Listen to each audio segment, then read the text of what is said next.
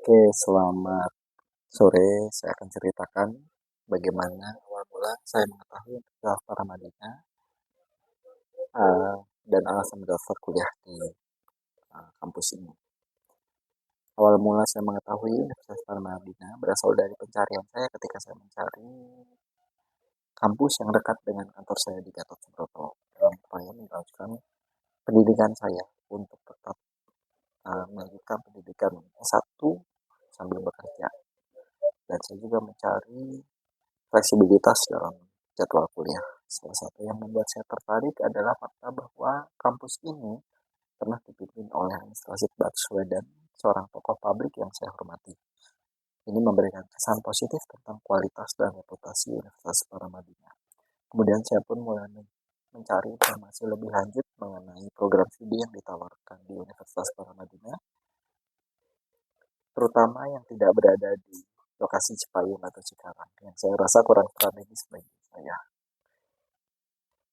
Setelah melakukan riset, saya menemukan bahwa Universitas Paramadina menawarkan kelas karyawan di malam hari, sangat sesuai dengan kebutuhan saya. Saya ingin memiliki jadwal yang fleksibel, terutama di akhir pekan. Saya tetap mendapat menjalani pekerjaan saya tanpa mengorbankan pendidikan dan waktu istirahat saya. Fleksibilitas ini yang menjadi salah satu alasan utama saya untuk memilih mendaftar di Universitas Paramadina. Prosesnya juga terbilang sangat mudah dan transparan. Ketika saya mengunjungi website resmi, saya langsung mendapatkan informasi persyaratan dan prosedur yang dibutuhkan. Saya isi formulirnya, kumpulkan dokumen, semua berjalan dengan mulus. Dan mungkin ini insight yang menarik yang saya dapatkan ketika berkuliah di sini adalah kampus Paramadina tidak hanya fokus dalam pendidikan hard skill, tetapi juga mengedepankan nilai-nilai sosial dan kemanusiaan. Seperti contohnya mata kuliah yang saat ini yang saya sedang ambil, nilai hidup Paramadina. Dengan memilih universitas ini, saya merasa tidak hanya mendapatkan pendidikan dengan pendidikan yang berkualitas, tetapi juga berkesempatan untuk berkontribusi lebih kepada masyarakat. Pertanyaan kedua terkait bagaimana awal mula mengetahui program studi yang dipelajari sekarang, kemudian apa alasannya, dan apa cita-cita saya. Awal mula saya mengetahui program studi ilmu komunikasi berawal dari ketertarikan saya sendiri di dunia komunikasi yang semakin berkembang, terutama dalam konteks bisnis dan pemasaran. Saat saya sedang mencari program studi yang mendukung karir saya di bidang sales dan marketing, saya menyadari bahwa komunikasi adalah elemen kunci dalam membangun hubungan yang baik dengan klien. Saya mulai mencari informasi lebih lanjut tentang program studi ini dan menemukan bahwa Universitas Paramadina memiliki reputasi yang baik dalam bidang komunikasi. Program-program yang ditawarkan di berbagai mata kuliah di program studi tersebut juga sangat berkaitan erat dengan kehidupan saya sehari-hari seperti humas, hubungan masyarakat, penulisan iklan, uh, kemudian jurnalistik, yang saya rasa sangat membantu saya dalam memahami cara mencapai pesan yang baik kepada audiens yang berbeda. Selain itu, saya juga percaya bahwa pemahaman yang lebih dalam tentang strategi komunikasi akan memberikan saya keunggulan kompetitif di tempat kerja. Cita-cita saya adalah menjadi seorang profesional yang mampu mengintegrasikan komunikasi dan pemasaran secara efektif. Saya ingin menciptakan kampanye pemasaran yang tidak hanya menarik perhatian, tetapi juga membangun hubungan kuat antara perusahaan dan konsumennya. Saya juga berharap dapat berperan dalam pengembangan strategi komunikasi yang mampu meningkatkan citra perusahaan di mata publik. Oleh karena itu, saya merasa saya berada di jurusan yang tepat. Namun perjalanan ini tidak tanpa hambatan ya. Salah satu hantangan yang saya hadapi adalah mengatur waktu antara pekerjaan dan kuliah. Sebagai seorang karyawan, terkadang saya harus menghadapi deadline yang begitu ketat dan tuntutan pekerjaan yang begitu tinggi. Meskipun demikian, saya tetap berusaha untuk disiplin dalam mengatur waktu sebaik mungkin agar saya dapat mengikuti perkuliahan dengan baik. Uh, Kemudian untuk yang ketiga terkait dengan bagaimana awal mula saya mengetahui sosok Cak Nur dan apa yang saya ketahui tentang pemikiran-pemikirannya dan bagaimana pandangan saya pribadi terhadap beliau.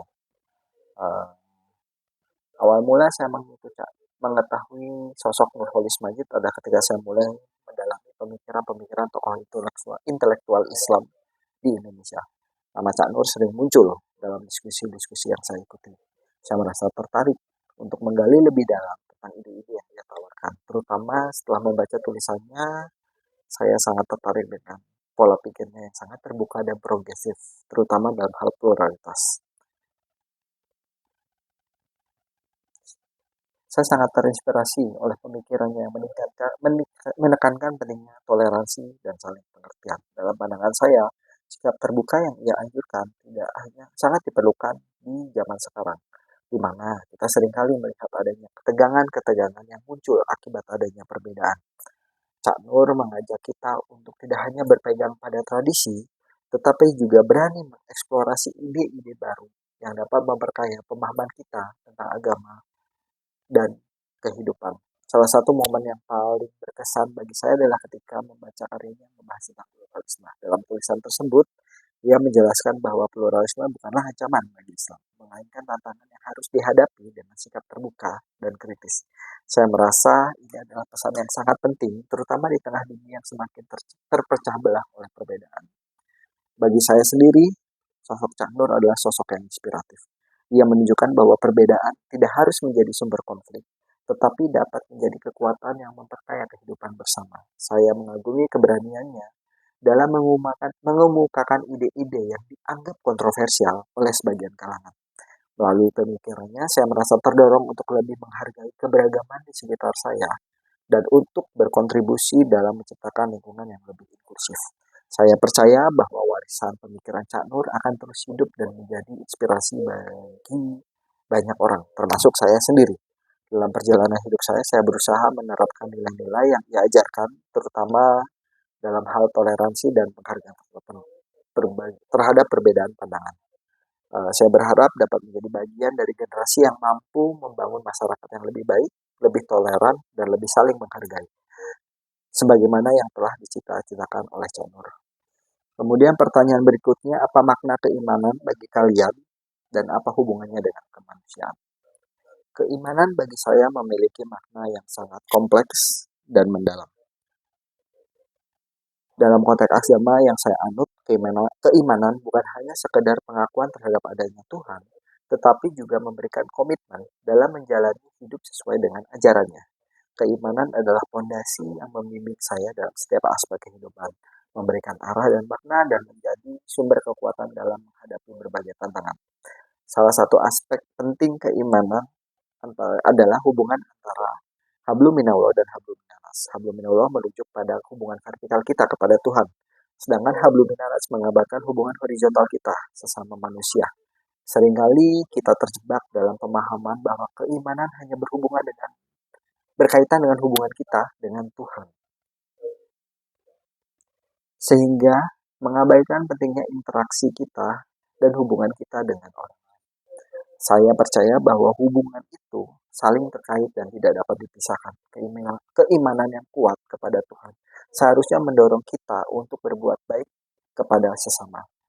Ketika kita memahami dan merasakan cinta kasih sayang Tuhan, hal itu seharusnya akan tercermin dalam sikap kita sehari-hari terhadap orang lain. Misalnya, ajaran kita untuk saling menghormati, ajaran kita untuk selalu membantu yang membutuhkan dan menciptakan kedamaian di antara sesama manusia adalah salah satu dari manifestasi keimanan kita. Namun, dalam praktiknya, seringkali kita lebih fokus pada hubungan vertikal seperti ritual, ibadah, doa, dan pengakuan iman tanpa menyadari bahwa tindakan kita terhadap orang lain juga merupakan bagian dari pengabdian kita kepada orang lain. Kita mungkin lupa bahwa Tuhan mengajarkan kita untuk peduli terhadap sesama manusia, untuk mencintai dan menghargai satu sama lain. Dalam konteks ini, keimanan tidak hanya diukur dari seberapa banyak kita beribadah, tetapi juga seberapa berguna kita bagi orang lain. Saya merasa ini penting untuk menjaga keseimbangan antara kedua aspek ini. Dan dalam perjalanan kehidupan saya juga berusaha aktif untuk membangun hubungan horizontal yang lebih baik, tidak hanya vertikal. Karena saya percaya bahwa melakukan ini, saya tidak hanya memenuhi kebutuhan kewajiban spiritual saya, tetapi juga berkontribusi untuk menciptakan masyarakat yang lebih baik dan lebih manusiawi. Keimanan seharusnya mendorong kita untuk menjadi agen perubahan dengan menyebarkan kasih sayang dan kebaikan di tengah masyarakat yang seringkali terpecah belah. Dan pertanyaan terakhir terkait dengan apa makna menjadi modern dan mengapa umat beragama harus memiliki kemodernan. Menurut Cak Nur, menjadi modern bukan hanya sekedar mengikuti tren atau teknologi tertentu, tetapi lebih kepada sikap mental dan pemahaman kita yang terbuka terhadap perubahan dan perkembangan zaman. Cak Nur menekankan bahwa modernitas harus dipahami sebagai proses yang melibatkan penyesuaian dan adaptasi terhadap nilai-nilai baru tanpa kehilangan identitas dan akar budaya yang ada. Dalam konteks ini, modernitas bukanlah ancaman bagi agama, tetapi melainkan merupakan tantangan yang harus dihadapi dengan sikap kritis dan terbuka. Bagi saya, menjadi modern adalah kemampuan untuk berpikir kritis, menghadapi pluralitas, dan beradaptasi dengan dinamika sosial yang terus berubah. Ini mencakup pemahaman bahwa dunia akan semakin kompleks dan beragam, sehingga kita memiliki perspektif yang luas untuk bisa berinteraksi dengan baik dalam masyarakat yang majemuk. Dalam hal ini, umat beragama perlu memiliki kemodernan agar dapat menjalani kehidupan yang harmonis dengan sesama, terlepas dari perbedaan keyakinan. Kemudian Cak Nur juga menggarisbawahi bahwa pentingnya dialog antar agama dan saling pengertian dalam konteks modernitas. Ia percaya bahwa umat beragama harus mampu membuka diri terhadap pemikiran dan tradisi lain, sehingga tercipta ruang untuk diskusi yang lebih konstruktif.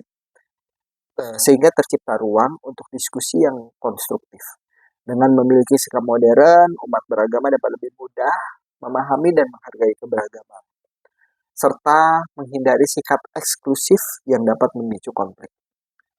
Kemodernan juga berarti bahwa umat beragama harus menggunakan akal dan nalar dalam memahami ajaran agama.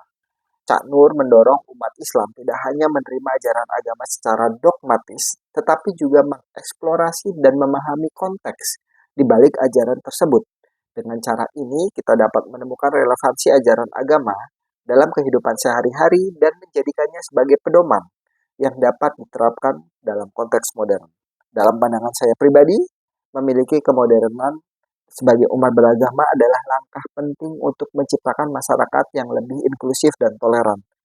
Dengan memahami dan mengamalkan nilai-nilai modernitas, kita dapat berkontribusi dalam membangun dunia yang lebih baik, di mana perbedaan dihargai dan dialog antar umat beragama menjadi bagian dari kehidupan sehari-hari. Ini sejalan dengan cita-cita Cak Nur untuk menciptakan masyarakat yang harmonis, di mana keberagaman menjadi kekuatan, bukan penghalang. Terima kasih.